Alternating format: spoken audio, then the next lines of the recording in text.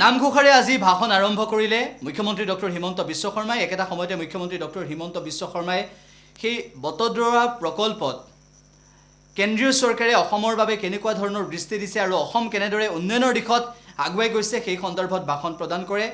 প্ৰধানমন্ত্ৰী নৰেন্দ্ৰ মোদী, কেন্দ্ৰীয় গৃহমন্ত্ৰী অমিত শাহক ধন্যবাদ জ্ঞাপন কৰিলে মুখ্যমন্ত্ৰী ডক্টৰ হিমন্ত বিশ্ব শৰ্মাই। এই ভূমিত য'ত আমি মহাপুৰুষ শ্ৰীমন্ত শংকৰদেৱ আবিৰ্ভাৱ ক্ষেত্ৰ নিৰ্মাণ কৰিছিলো, এই মাটি কোনে দখল কৰি আছিলে? অচিনাকি মানুহসকলে এই মাটি দখল কৰি আছিলে। আপোনালোকে ভাৰতীয় জনতা পাৰ্টিক দায়িত্ব দিছিলে যে এই অচিনাকি মানুহসকলক বৰদোৱা থানৰ পৰা উচ্ছেদ কৰিব লাগে আৰু ইয়াতে মহাপুৰুষ শ্ৰীমন্ত শংকৰদেৱৰ আবিৰ্ভাৱ ক্ষেত্ৰ নিৰ্মাণ হ'ব লাগে।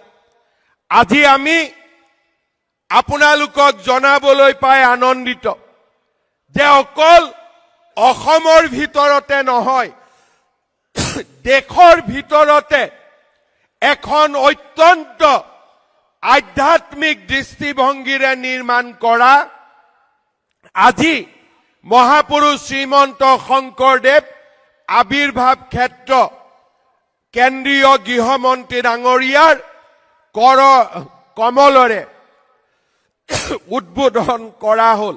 সকলো অচিনাকি লোকক আহ্বান জনাম যে যিমান পাৰে সোনকালে আপোনালোকে সত্ৰৰ পৰা আঁতৰি যাওক, আমাৰ ফৰেষ্টৰ পৰা আঁতৰি যাওক। চৰকাৰে কাকো ৰেহাই নিদিয়ে, এই কথা আপোনালোকে মনত ৰাখিব।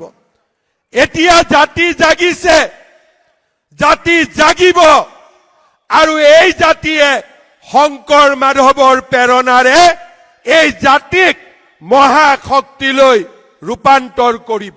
মই অসমবাসী ৰাইজক অনুৰোধ জনাম, অচিনাকি লোকক মাটি বিক্ৰী নকৰিব, অচিনাকি লোকক চাকৰি নিদিব আৰু অচিনাকি লোকসকলক জাতিৰ বৰঘৰত সোমাবলৈ অনুমতি নিদিব। যেতিয়া আমি জাতীয় সংকল্প ল'ম, অচিনাকি মানুহক মাটি বিক্ৰী নকৰো, অচিনাকি লোকক চাকৰি নিদিও আৰু অচিনাকি লোকক জাতিৰ বৰঘৰত সোমাবলৈ নিদিও, আপোনালোকে নিজেই দেখা পাব যে এটা দশকৰ ভিতৰতে আমাৰ জাতি মহাশক্তিলৈ ৰূপান্তৰ হ'ব। আমাক কোনেও ধৰি ৰাখিব নোৱাৰে।